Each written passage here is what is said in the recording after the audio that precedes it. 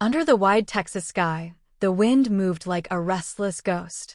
It whispered through the tall prairie grass and rattled the shutters of the old Hayes Ranch house, where time itself seemed to have stopped. The land stretched endlessly around it, flat, open, and lonely, a sea of dust and faded dreams. Inside that small house lived Clara Hayes, a woman whose heart had long ago gone quiet.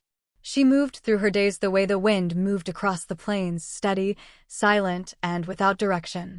The mornings began before the sun rose, as she stoked the stove and tended the animals. The chickens clucked without enthusiasm, the cows gave little milk, and the fields had long since turned dry. The drought had taken most of what she loved, and life had taken the rest. It had been 3 years since she buried her husband, Thomas Hayes, beneath the old oak near the ridge. 3 years since the fever came one cold spring night and left her holding his hand as the light left his eyes. She'd promised him she would carry on, but carrying on didn't mean living, it meant surviving. So she stayed, because leaving felt like betrayal, and because there was nowhere else to go. Most evenings, she would sit by the window as the sun bled orange over the land, her hands folded in her lap, her eyes fixed on the horizon. Sometimes she imagined Thomas riding home again, the dust rising behind his horse, his voice calling out to her. But the horizon never gave anything back, only silence. The townsfolk had stopped visiting long ago. They said she was kind but cold, polite but distant. Some said she was cursed by the land, others whispered that she'd chosen to bury her heart along with her husband. Clara didn't listen. Words didn't bring rain. And they didn't bring him back. That was the way life stayed, quiet, predictable, heavy, until the night the storm came. It began with a low rumble on the edge of the plains, a sky turning black long before dusk. The wind picked up fast, carrying dust and grit through the cracks in the old wooden walls. Clara moved quickly, bolting the shutters, securing the barn doors, covering the lanterns. The air smelled of rain and electricity, the kind of storm that didn't ask permission to enter your life. Thunder rolled across the fields, deep and angry. She set the kettle on the stove and drew her shawl close around her shoulders. The first drops hit the roof like hard coins, and within minutes the storm was raging, wind howling, rain slashing against the windows. That's when she heard it, a knock at the door. It was faint at first, nearly lost to the sound of the rain. She froze, heart stuttering in her chest. Nobody came out here anymore. Not in daylight, and certainly not in weather like this. The knock came again, louder, urgent this time. She hesitated, every instinct telling her to stay back. The storm roared, wind pushing against the door like it wanted in. For a moment, she thought maybe it was just the wind itself playing tricks. But then came a third knock, heavy, deliberate, and human. She took a deep breath, moved to the door, and lifted the latch. The door swung open against the wind, and standing there was a man, tall, soaked through, the rain streaming off his hat and coat. His face was rough, shadowed with stubble and fatigue. In his eyes was something that caught her, not the wildness of a drifter, not the hunger of a thief, but the exhaustion of a man who'd been running from something far longer than the storm. He said he needed shelter from the rain. But his voice carried more than that. It carried a plea he didn't know how to speak. Clara stepped aside, letting him in. He removed his hat, water dripping onto the old wood floor. The fire flickered in the hearth, throwing light across his worn face. He thanked her quietly and stood by the flames, rubbing his hands for warmth. She told him there was stew on the stove if he wanted it. He nodded, though his eyes stayed fixed on the fire. For a while, the only sound in the room was the storm's fury outside and the low crackle of wood burning. Clara studied him from the corner of her eye. His coat was torn at the shoulder, mud streaked up his boots, and a faint scar traced his jaw. There was a calm about him, the kind that comes from men who've seen too much and stopped expecting mercy from the world.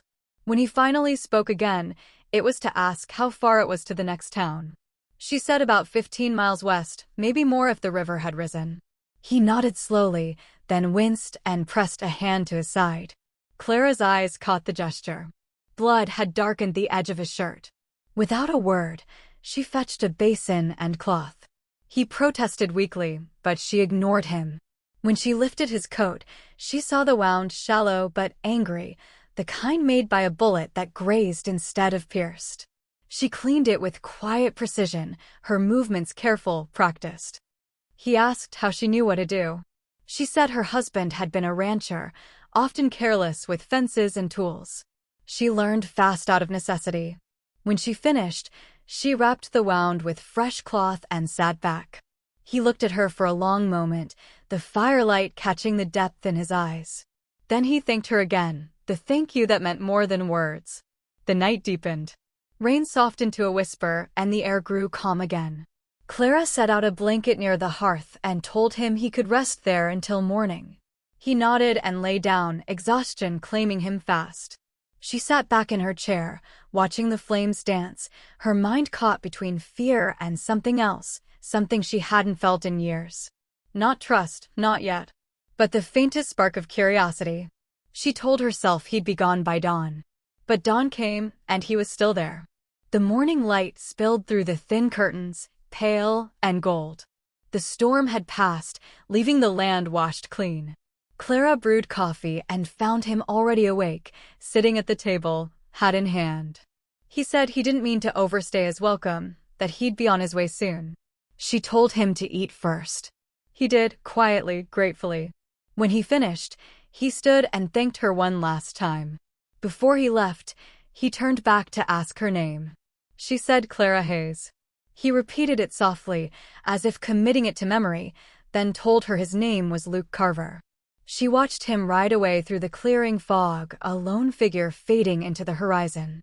Days passed. She tried to forget him, but couldn't. His name echoed in her thoughts when the wind blew just right. She told herself it was nothing, just a traveler she'd helped, the way any decent soul would. But every night, she caught herself glancing at the window, half expecting another knock that never came. Until one evening, nearly a week later, when she saw dust rising from the trail again. A horse approached slowly and steadily. Her heart stumbled in her chest. Luke had come back. Under the amber glow of the setting sun, Clara stood on the porch, her hands resting against the wooden railing. She squinted into the distance, her heart beating faster with every thud of hooves. The horse came into view, the same dark bay she remembered from that stormy night. And the man riding it was unmistakably him, Luke Carver. He dismounted slowly, dust swirling around his boots. He looked different now, rested, though his eyes still carried the weight of something he hadn't yet left behind. He took off his hat and gave a small nod, his voice low, careful. He said he hoped he wasn't intruding. Clara told him he wasn't. But her voice betrayed a tremor she hadn't expected. He tied his horse to the fence, and together they stood there for a long moment, neither speaking. The silence between them wasn't awkward, it was charged, like the air before a coming storm. Then Luke told her his horse had gone lame near the ridge and asked if she knew anyone nearby who could lend him a hand. She said the nearest ranch was miles out, but he could stay until the animal healed.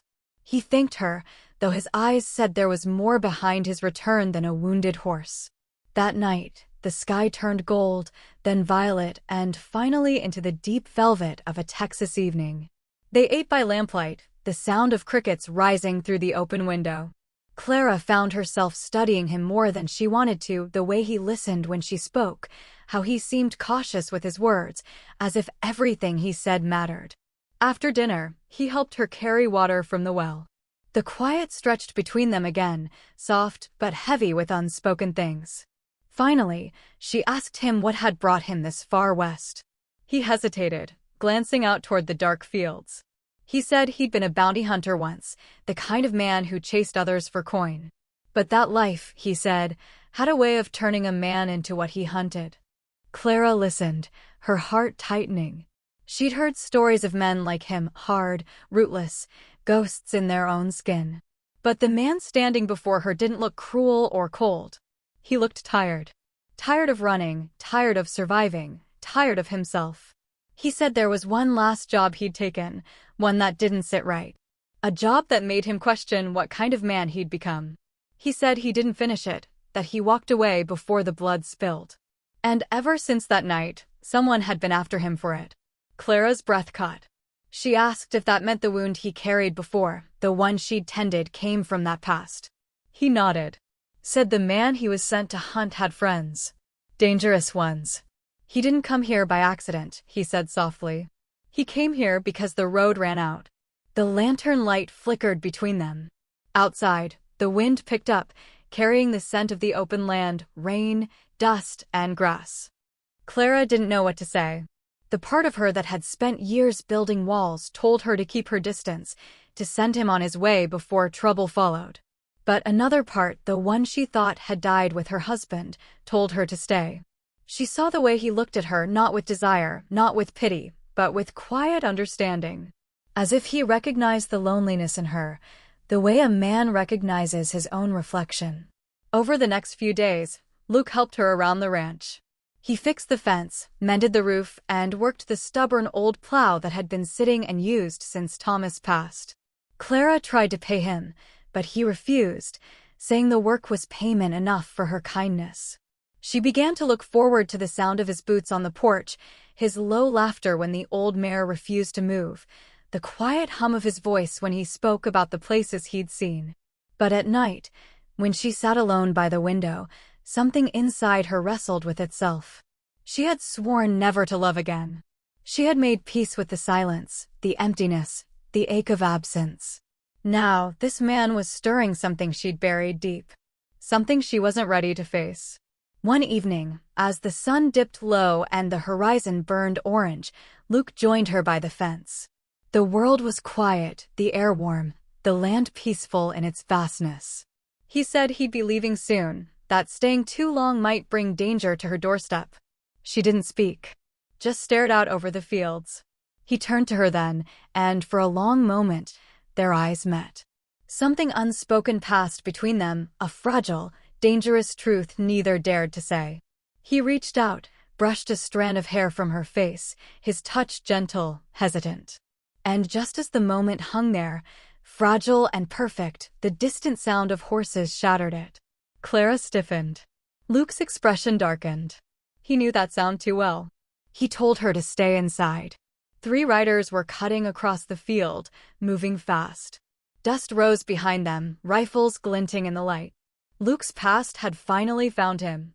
The moon had not yet climbed high when the riders reached the front of Clara's ranch. 3 silhouettes against the fading horizon, their horses snorting, breath rising in pale clouds against the cool dusk air. Luke stepped off the porch, rifle in hand but held low, his body still, steady as stone. Clara stood just behind the doorway, her heart pounding so loud she was sure they could hear it. The men pulled up and sat there a moment, letting the dust settle. The one in the middle leaned forward on his saddle horn, his voice cutting through the quiet. He asked if a man named Luke Carver had passed through. Said there was unfinished business. Luke didn't answer at first. He just studied them the way a hunter studies wolves. Then he said they ought to turn around. There was nothing here for them. The leader laughed, a cold, sharp sound. He said Luke used to work for them, used to be one of the best, until he decided his conscience was worth more than his contract. He said that was a mistake. Clara gripped the doorframe, her palms slick with sweat. She could see Luke's jaw tighten, could see the way his hand flexed around the rifle. He told them again to leave. Said he'd walked away from that life and wouldn't go back. The men didn't move. One spat into the dirt. Another reached for his gun. The first shot came fast, a flash of light in the darkness. Luke dove for cover, the bullet slicing through the porch beam. Horses reared, wood splintered, and Clara screamed his name before ducking behind the door. Luke fired back once, twice, not to kill, just to keep them from charging. Then he shouted for Clara to run, to get out through the back, to take the old trail through the grove. She hesitated, tears in her eyes, but his tone left no room for argument. She ran. Outside, the night erupted. Gunfire cracked across the open land, echoing off the hills. Luke moved fast, keeping low, counting every shot. He'd done this before too many times. But this time, he wasn't fighting for a bounty. He was fighting for her. One of the riders tried to flank him near the barn, and Luke took him down with a clean shot to the shoulder. The man fell, groaning, his horse bolting into the dark. The other two retreated toward the corral, firing wildly. Luke caught sight of them just long enough to recognize their faces, men he'd ridden with once, shared fires with. He called out, told them to stop this madness, told them he didn't want to shed more blood. They didn't listen. Then one voice cut through the gunfire, low and cruel, the leader. He said Luke had gone soft, said the woman in the house had turned him into something less than a man. And then he said something that froze Luke's blood. He said if she meant that much to him, they'd visit her once they were done here. Luke's world went silent. The night air thickened. He stepped out from behind the barn, his rifle steady, his eyes dark and calm. He called the man's name once, cold, final. The leader barely had time to turn his head before Luke fired. The shot echoed through the valley, rolling like thunder. The other man dropped his gun and fled into the night, his horse kicking up dirt as he vanished beyond the ridge. The fight was over as quickly as it had begun. Luke stood there a long while, breathing hard, the rifle heavy in his hands. The smell of gunpowder hung in the air. Somewhere out in the dark, an owl called. When he finally went back to the house, Clara was there, standing in the doorway, pale and shaking. Her eyes found him immediately, scanning for blood. When she saw he was alive, she ran to him and threw her arms around his chest. He held her close, saying nothing. His breath trembled as much as hers. He had wanted to keep his past away from her, to keep this part of himself buried where it couldn't hurt her. But it had come anyway, like every ghost a man tries to outrun. Later, when the fire had burned low and the night had gone quiet again, Clara sat beside him on the porch. She asked if they'd come back. He said maybe. Men like that didn't quit easily. But he'd make sure she was safe. She asked him what he'd do now. He said he didn't know. Said he'd never planned to stay in one place this long. That staying meant caring, and caring meant losing, and he'd done enough of that for one lifetime. Clara looked at him for a long time before she spoke. She said running had never healed anyone. That the land doesn't forget a man's footsteps, and neither does his heart. He didn't answer. Just stared out over the fields, moonlight silvering the tall grass. She reached for his hand, her touch soft but steady. He looked down at it, then at her. The silence between them said everything words couldn't. Somewhere out on the horizon, a coyote called. The world felt endless again, vast and lonely and alive. Luke said he'd leave at dawn. But Clara knew the dawn would bring something neither of them expected, because fate, like the land itself, doesn't let go so easily. The first light of morning stretched across the plains like a whisper, pale gold spilling over the distant hills, touching the long grass, the fences, the roof of the house that had once known only silence. Luke stood by the corral, tightening the saddle straps on his horse. The air was cool, still carrying the scent of gun smoke and damp earth from the night before. His coat was draped across the rail, his rifle leaned nearby. He moved quietly, almost tenderly, as if trying not to disturb the fragile peace that had survived the storm. Clara watched from the porch. She hadn't slept. Every time she closed her eyes, she saw flashes of what had happened, the shadows, the gunfire, the sound of Luke's voice shouting her name. She had told herself he would leave come sunrise, that she would let him go without another word. But watching him now, she knew that was a lie her heart wouldn't hold. She stepped down from the porch, her boots brushing through the morning dew. He heard her coming, but didn't turn. When she stopped beside him, he finally looked her way, the brim of his hat hiding most of his face. He said he was heading east. Said there was a place across the border where men like him could disappear, a quiet valley where no one asked questions. He'd stay there for a while, long enough for the trouble to die down. Clara asked if he'd ever come back. He didn't answer right away. Instead, he adjusted the reins, eyes on the horizon. Then, after a long silence, he said he didn't know if he had the right to. The wind moved between them, lifting a strand of her hair, carrying the faint cry of a hawk above. She asked him if the right thing was to keep punishing himself for the man he used to be. He looked at her then, really looked at her, and she saw the weariness in his eyes, the years of guilt and running carved into the lines around his mouth. He said he'd done things he couldn't take back. That man had died because of the choices he made. That he'd lost count of how many wrongs he'd tried to make right. Clara's voice was soft, trembling but sure. She told him that maybe redemption doesn't come from forgetting, maybe it comes from choosing to stay when every part of you wants to run. Luke said he didn't deserve to stay. She said maybe he didn't have to deserve it. Maybe he just had to want it. The words hung between them, fragile as morning light. For the first time in years, he had no answer. Then, far off in the distance, the faint sound of another horse echoed across the plains. Luke turned sharply, eyes narrowing. The sound grew louder, one rider this time, fast and alone. Clara's heart dropped. She asked if it was one of the men from before. Luke said maybe. Or maybe worse. He told her to get inside, but she refused. She said she wouldn't hide in fear on her own land. Not again. The rider came into view, a figure cloaked in dust, his coat long, his face shadowed under a wide hat.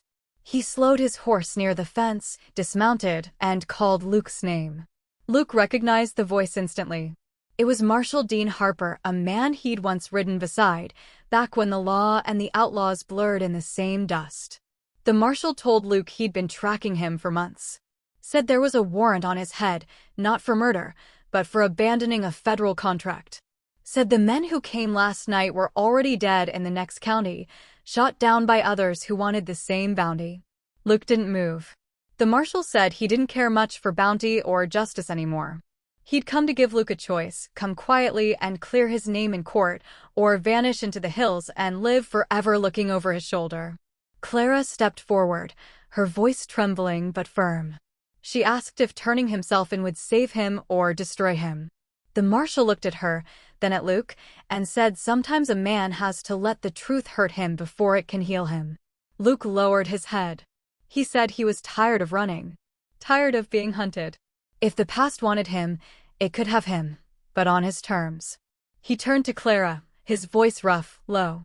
He said she'd given him more peace in a few days than he'd known in years. That she made him believe in things he thought were gone: home, forgiveness, love. He told her he was sorry for bringing danger to her door.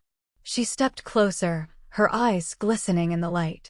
She told him he didn't bring danger, he brought life back into a house that had forgotten what it felt like to breathe. He reached for her hand.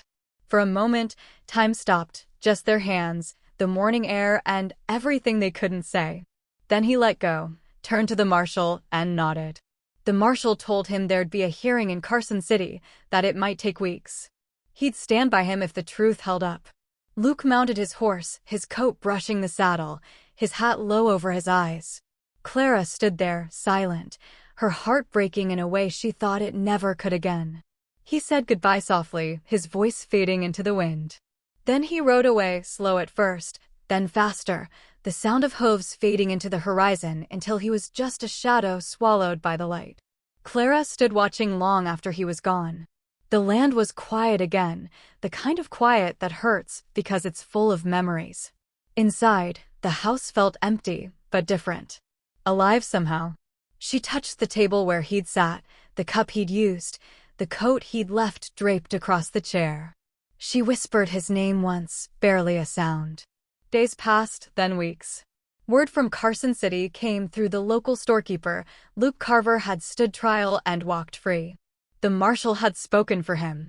Said the man he'd been wasn't the man he was now. One evening, as the sun burned red behind the hills, Clara stood again on her porch. The wind carried dust down the road, the same road he'd ridden away on. She told herself not to hope. But the heart doesn't listen to the mind. And then, faint and far but certain, came the sound of hooves.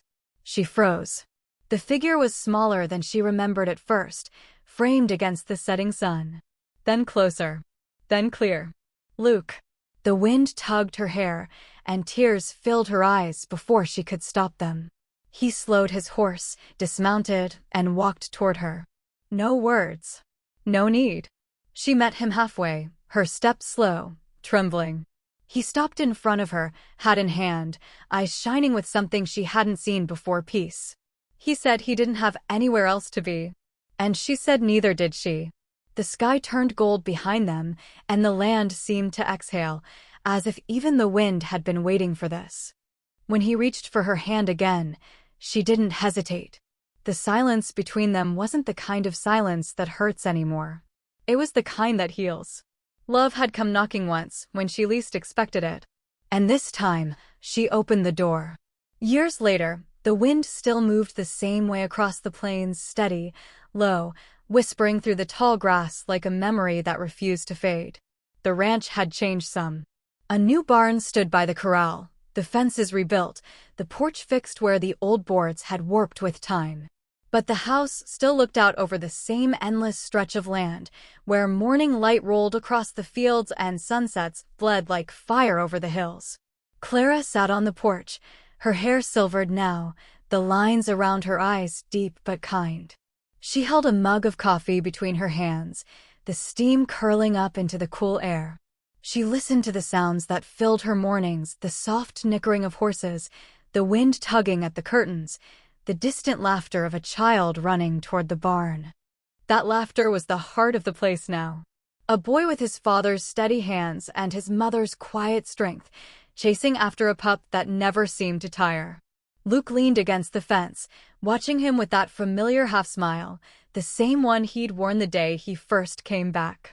He'd stayed, just as he promised he might. The world had offered him other roads, but none were worth the price of leaving. After his trial, he'd come back to the only place that had ever felt like home. The law let him be, and the land did the rest. He'd built things with his own hands again, fences, barns, a life that didn't depend on a gun. At first, he'd still wake in the night sometimes, the past clawing at his thoughts. But Clara was always there, a quiet anchor beside him. Over time, the ghosts faded, one by one, until only the man remained. Sometimes they'd ride out together at dusk, when the sky turned copper and the horizon seemed to stretch forever. They didn't talk much. They didn't need to. The sound of the horses, the creak of the saddle, the wind moving through the grass, that was their language. Every once in a while, travelers would pass through and ask who the man at the ranch was, the one with the quiet eyes and the reputation that didn't quite match the peace he carried. Folks would say he'd been a bounty hunter once, or maybe an outlaw. But Clara never answered those stories. She just smiled and said he was a man who'd found his way home. As the boy grew older, Luke taught him the kind of lessons that aren't written in books: how to respect the land, how to keep your word, how to stand your ground without raising your hand. And when the boy once asked why he never carried a gun, Luke said some weapons take more than they give. The boy didn't ask again. Years rolled on. Seasons came and went. The ranch became known for its good horses and the kindness of the folks who ran it. They took in travelers, drifters, anyone who needed a hot meal or a dry bed. Word spread that the widow and the cowboy had a way of fixing more than fences. They fixed people, too. On quiet nights, after the lamps were turned low, Luke would sit on the porch while Clara rested her head against his shoulder. The stars would spill across the sky like 1,000 campfires. He'd think about the roads he'd ridden, the faces long gone, the choices that nearly broke him. And he'd think about the day he'd knocked on that door, the day everything began to heal. He'd tell her he didn't know what he'd done to deserve this life. And she'd tell him maybe it wasn't about deserving, maybe it was about being ready when grace came knocking. Time, like the wind, never stopped moving. The boy grew tall, the fields grew thick, and the old house settled deeper into the land that had always held it. Luke's hair turned gray, Clara's steps slowed, but the rhythm of their days stayed steady. One autumn evening, long after the sun had set and the sky burned with stars, Luke stood out by the corral, looking at the land he once thought he'd never call home. Clara came out to join him, wrapping her shawl tighter around her shoulders. He said the sky looked the same as the night he first arrived. She smiled and said maybe that was because love doesn't change the stars, it just teaches you how to see them. They stood there together a long while, the night quiet except for the rustle of the grass and the slow breathing of the horses. The world had been cruel once, unrelenting. But it had also given them a second chance. And in the end, that's all anyone really gets, one more chance to be better than they were before. When the wind moved across the plains that night, It carried their laughter with it, low and soft, mingling with the sound of the land. Somewhere up beyond the horizon, maybe another lost soul was riding through the dark, looking for a door with a light still burning. And maybe, if they listened close enough, they'd hear it, the faint echo of a story that began long ago when a widow swore never to love again until a cowboy knocked at her door. Because in the wide western sky, love doesn't come easy. But when it does, it stays quiet, steady, and forever.